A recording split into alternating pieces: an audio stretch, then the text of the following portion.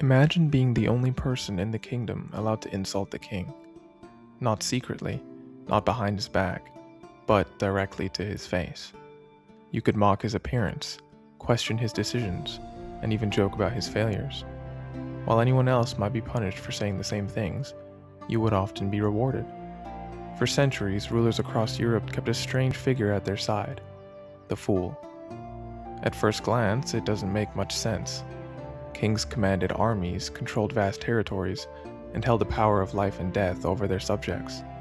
So why would they tolerate someone whose job was to make fun of them?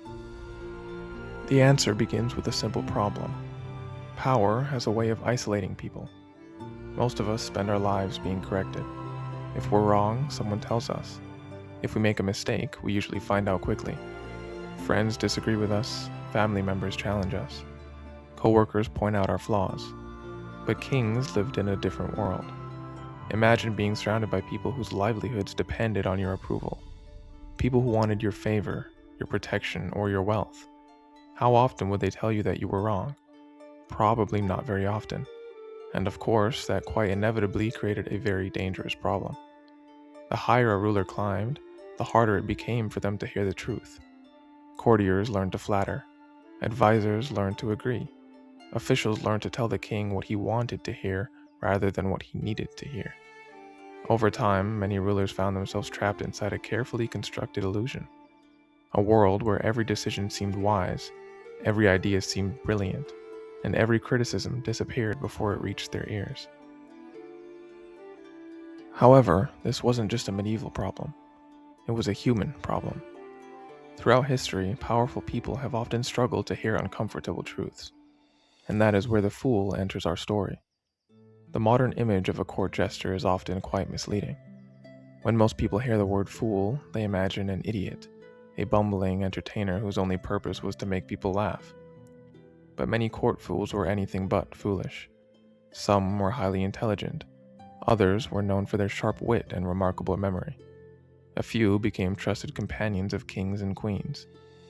What made them valuable wasn't their ability to juggle or perform tricks. It was their ability to hide truth inside humor. A criticism spoken by an advisor could sound like an insult.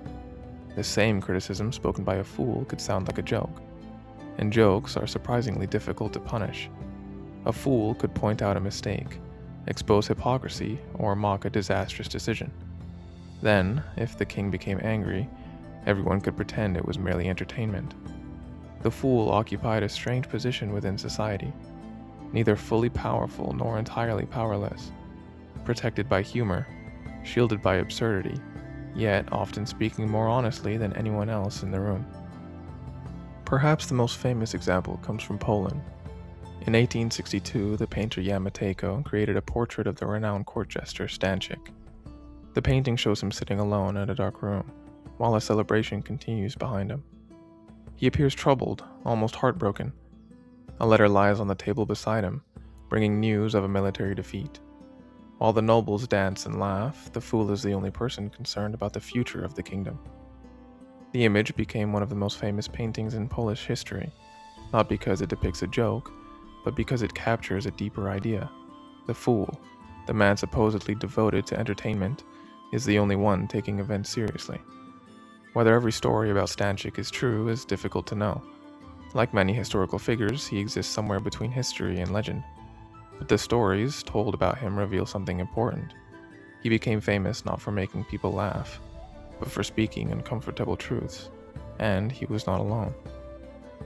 In Renaissance France, there lived a fool named Tribolet. He served King Louis XII and later Francis I. Tribolet was famous for his sharp tongue and reckless sense of humor. According to one story, he once insulted a powerful nobleman who demanded his execution. The king agreed, but because Tribolet had served him faithfully, he offered the fool one final privilege. Tribolet could choose the manner of his own death. The fool thought for a moment and replied that he wished to die of old age. The king laughed and spared him. Whether the story happened exactly as told is uncertain, but once again the lesson remains the same. The fool survived because he could transform danger into laughter. In England, perhaps the most famous fool was Will Somers, who served King Henry VIII. Unlike many others at court, Somers remained close to the king throughout the decades of political upheaval. Henry VIII was one of the most powerful and feared rulers in Europe, yet sources suggest that Somers enjoyed a level of freedom that few others possessed. He could joke with the king, question him, even challenge him, and Henry tolerated it. Why? Because beneath the jokes was something valuable: honesty. The fool gave rulers access to something that power often destroys: perspective. And as strange as it sounds, this may have been the fool's greatest purpose. Not entertainment, not comedy, but perspective. When people gain power, they often become separated from ordinary life. Their experiences become different from everyone else's. The people around them become cautious. Criticism becomes rare. Over time, it becomes easy to confuse obedience with respect and flattery with truth. The fool acted as a safeguard against this process. He reminded rulers that they were still human, that they could still make mistakes, that the world looked very different from the throne than it did from the streets below. In many ways, the fool performed a role that modern societies still require. Today, we don't keep jesters in royal courts, but we do have comedians, satirists, and political cartoonists, as well as journalists, writers, and critics. Like the fools of old, they often use humor to discuss serious issues. They point out contradictions, expose hypocrisy, question authority. Sometimes they make us laugh, and sometimes they make us uncomfortable. Often, they do both at the same time. This may explain why the figure of the fool continues to fascinate us centuries later. Beneath the colorful clothing and ridiculous appearance lies a surprising truth. The fool was never merely an entertainer. He was a reminder that power needs criticism, that authority needs perspective, and that sometimes the safest way to tell the truth is to disguise it as a joke. Perhaps that is why kings kept fools at their side for so many centuries.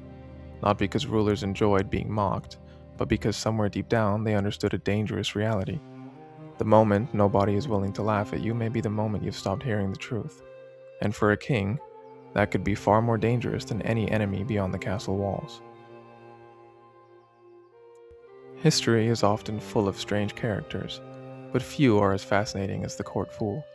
Beneath the bells and jokes was a role that in many ways was far more important than it first appears. If you enjoyed this video, consider subscribing for more stories from history, folklore, mythology, and art. Until then, thank you for watching, and I'll see you in the next one.